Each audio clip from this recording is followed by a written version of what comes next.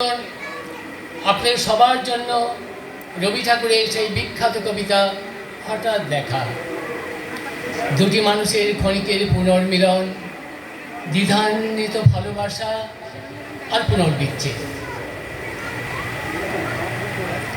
রেলগাড়ির কামরায় হঠাৎ দেখা, ভাবিনি সম্ভব হবে কোনোদিন।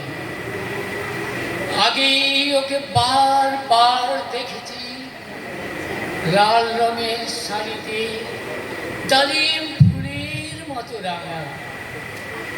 আজ পরেছে কালো রেশমের কাপড়, আঁচল তুলেছে মাথায়, দোলন চাপার মতো চিকন গৌর মুখখানি ঘিরে। মনে হলো কালো রঙের একটা গভীর দূরত্ব ঘনিয়ে নিয়েছে নিজের চারদিকে।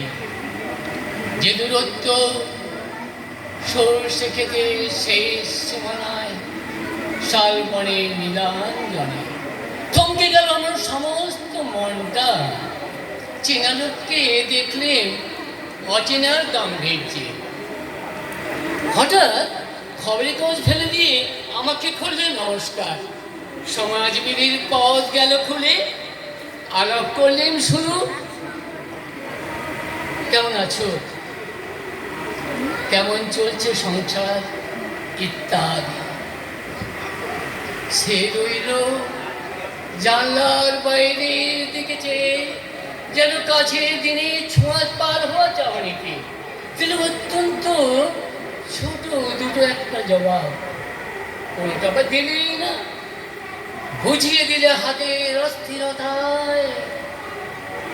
কেন সব কথা? এর চেয়ে অনেক ভালো চুপ করে থাকা। এর চেয়ে অনেক ভালো চুপ করে থাকা। আমি ছিলাম অন্য বেঞ্চিতে ওর সাথীদের সঙ্গে।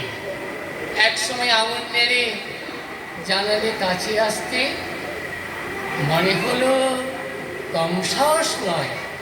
বসলুম ওর এক বেঞ্চিতে। গাড়ির আওয়াজের আড়ালে বললে মৃদুর স্বরে, কিছু মনে করো না। সময় কোথায় সময় নষ্ট করবার? আমাকে নামতে হবে পরে স্টেশনে। দূরে যাবে তুমি, দেখা হবে না আর কোনোদিনই। তাই যে প্রশ্নটার জবাব এত কাল থেমে আছে, শুনবো তোমার মুখে। সত্য করে বলবে, সত্য করে বলবে তো? আমি বললে বলবো। বাইরের আকাশের দিকে তাকিয়ে শুধলো, আমাদের গেছে যেদিন একেবারেই কি গেছে, কিছুই কি নেই বাকি। আমাদের গেছে যেদিন একেবারেই কি গেছে, কিছুই কি নেই বাকি। একটু রইলেন চুপ করে, তারপর বললেন, রাতের সব তারাই আছে দিনের আলোর গভীরে।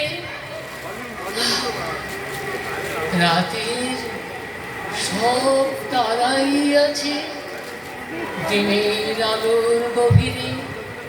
ঘটতে লাগলো, কি জানি বানিয়ে বললেন নাকি। ও বললে, থাক এখন যাও ওদিকে। সবাই নেমে গেল পরে স্টেশনে। আমি চললেন একা রেলগাড়ির কামরায়। হঠাৎ দেখা, ভাবিনি সম্ভব হবে কোনোদিন। ভাবিনি সম্ভব হবে